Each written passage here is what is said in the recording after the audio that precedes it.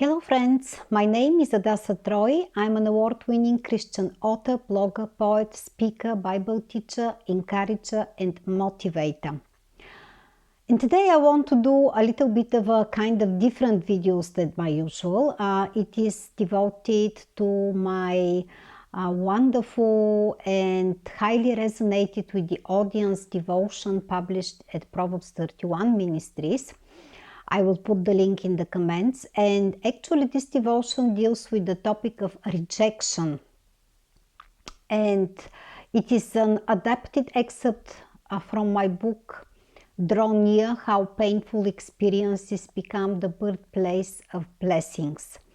And instead of talking about my devotion, I actually want to read a little bit more about this topic directly from my book.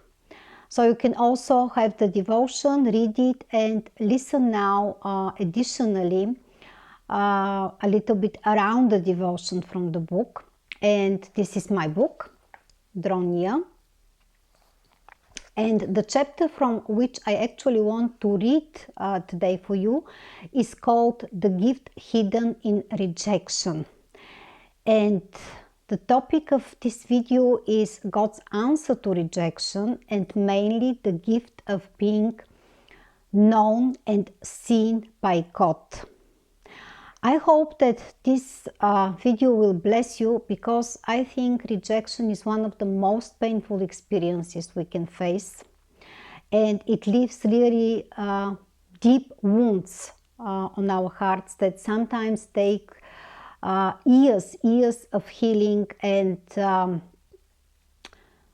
lot of layers of God's unconditional love and acceptance on these wounds. So without further ado, let's read today from my book Draw Near about God's answer to rejection and the gifts hidden in rejection.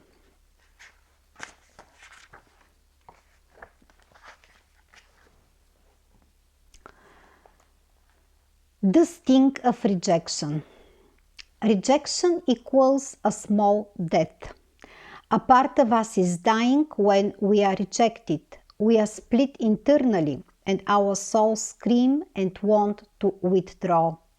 We struggle with myriads of internal sensations and responses like shock and disbelief, questioning our beliefs and relationships, and doubting our self-worth.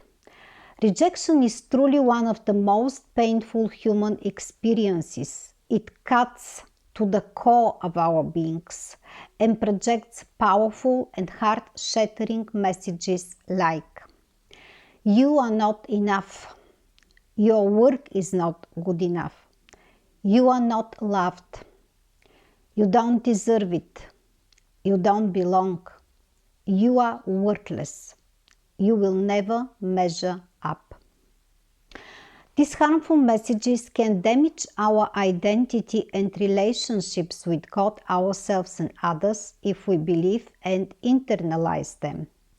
We can experience rejection on many levels. We can be rejected as persons in a relationship or in a group or in a community. Also, people can reject our work, projects, ideas, ministries. This can cause deep wounds too, especially when we identify ourselves with our work. Now, when we know what rejection is, and I know everybody of us knows rejection on a personal level, let's continue with one inspiring story in the Bible, the story of Hagar, rejected as a woman, wife and mother, which will show us how God reacts to rejection and what is his answer to rejection. I love the story of Hagar in the Old Testament because this is the story of a used and rejected woman, just thrown away and despised of when she is no longer of any use. Isn't this the story of so many women nowadays? We meet Hagar in Genesis 16 and 21.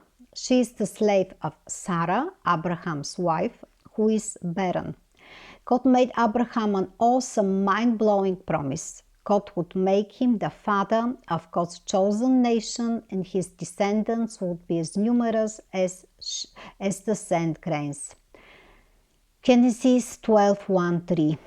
But years and years passed by and nothing happened. So Sarah, still called Sarai at the time of these events, took matters into her own hands and used Hagar as a surrogate mother. Hagar, as a slave, had no choice. She did what she was told to do, and she conceived. This changed the dynamic in the family, and Sarah started mistreating Hagar. And what was Abraham doing? Nothing.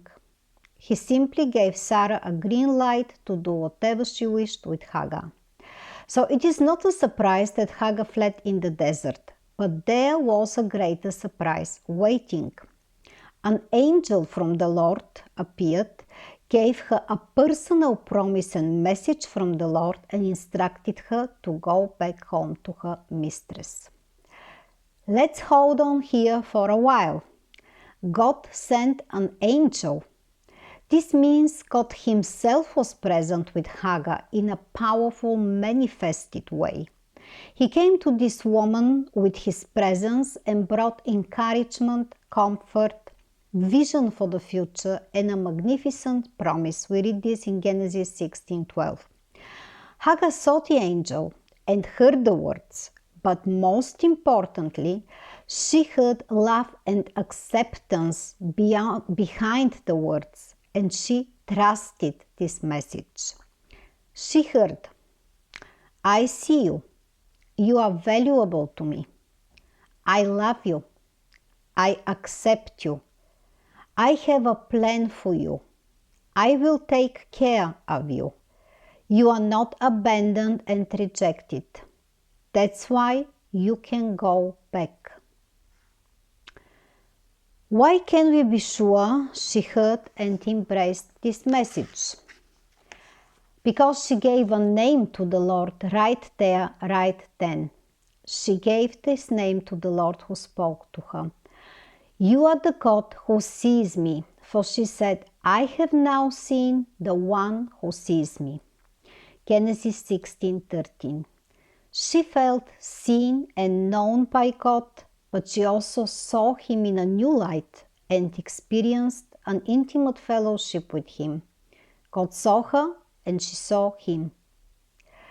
How awesome is it that God sees us? Imagine this for a moment. God sees, understands, and loves every part of our beings. He sees our past, present, and future. God sees the hurt and all invisible wounds in our hearts.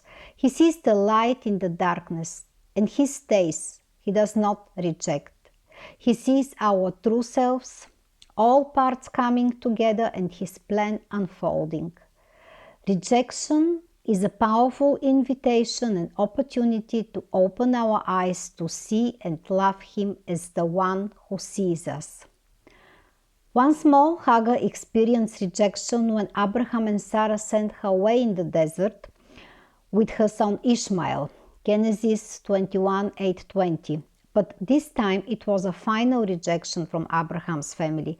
But God not only saved her life, but the life of the boy in the desert. He also kept his promise to take care of him and make him a great nation. So I hope this excerpt from my book, Draw Near, How Painful Experiences Become Birthplace of Blessings, blessed you today, encouraged you, comforted you, and made you think about the rejection you are struggling with, or past rejections, or the wounds of these rejections. And also I hope this is really an invitation to seek the face of the Lord, to trust and accept His unconditional acceptance, His unconditional love, and trust His words, His promises, His deeds. Trust the love of Christ. And if this really blessed you, you can read more in my book. I show it to you once again, and I will put the link in the comments. Also, I will put the link to the devotion published at Proverbs 31 Ministries called The Gift of Being Known and Seen by God.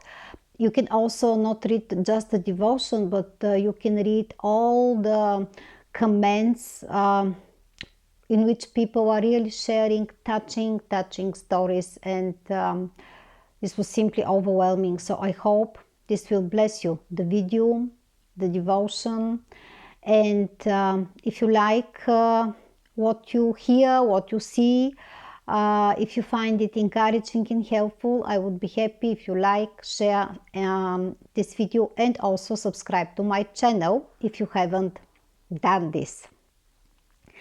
So thanks a lot for watching, friends, and till next time.